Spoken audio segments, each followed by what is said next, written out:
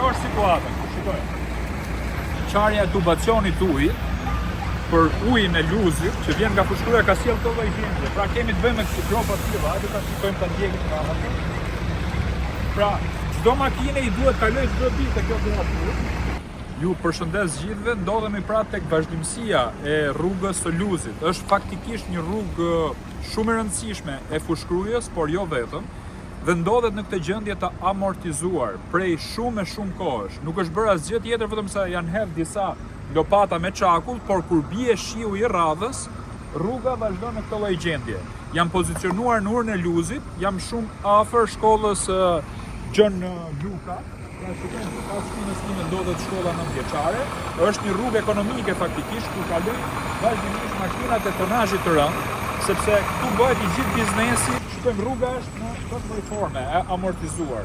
Po siç po ju thoja pak më herët, rrugën e ka amortizuar akoma më shumë.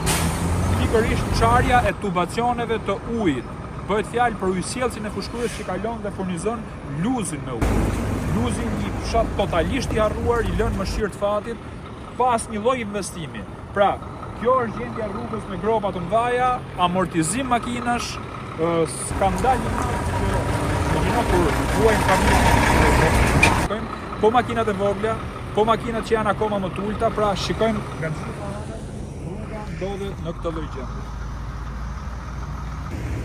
Ndodhemi pikërisht në vendin ku është qartë tubacioni i ujit për luzin.